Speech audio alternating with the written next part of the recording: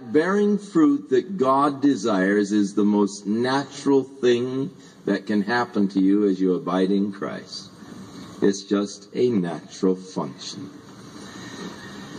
And so, abide in me. You can't bear fruit of yourself. I am the vine, ye are the branches. And he that abides in me, and I in him, the same brings forth much fruit. Now this is really progression, and this is growing. I start out as I receive Jesus Christ. I am grafted into the vine. I become a part of it. I begin to take nourishment from him.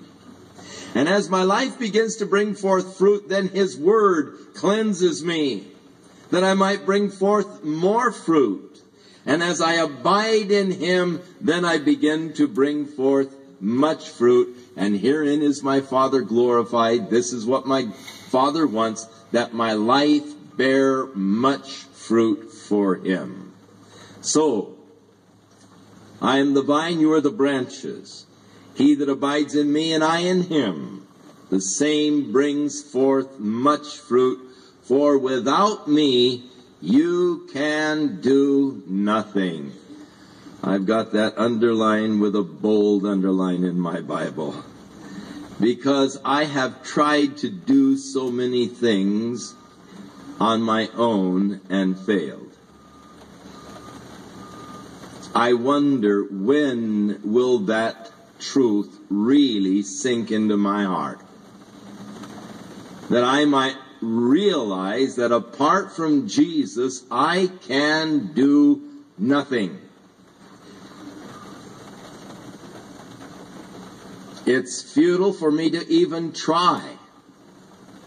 Any service towards God not directed by the Spirit is worthless. Apart from me, you can do nothing. Now, I have here a reference to another verse that Paul declared in Philippians 4:13, "For I can do all things through Christ, which strengtheneth me." So they go together. Apart from him, I can do nothing. Through him, I can do anything. Nothing is too hard. I can do all things through Christ, but apart from him, I can do nothing. And so if a man abides not in me. Now, this brings up an interesting consideration. Is it possible for a man not to abide in Jesus Christ? If it were not possible, why would Jesus even bring up then the prospect? You see, if it weren't possible for a man not to abide in Jesus, he would not have even brought up the prospect. But the fact that he brings up the prospect means that there is that possibility. If a man abides not in me, he is cast forth as a branch and is withered. And men gather them and cast them into the fire, and they are burned. Cut off from the vine. Withered. And Isaiah tells us, it was Ezekiel that tells us the worthlessness of a grape branch. It's not strong enough to make a nail out of it, and you can't use it for any woodworking project because of its texture and makeup.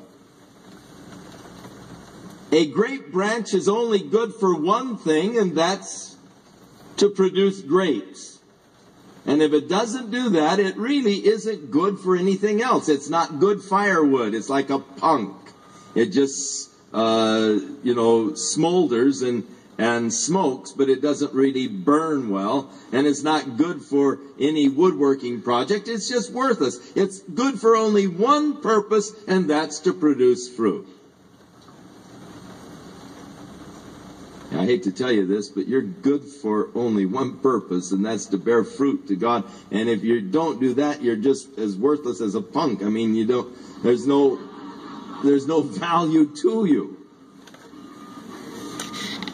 So Jesus said, abide in me. And if you don't, cut off, you're withered. Men gather them together and throw them into the fire, and they are burned. Now, if you abide in me, and my words abide in you, ye shall ask what you will, and it shall be done unto you. Now, he brings up here the subject of prayer. And in the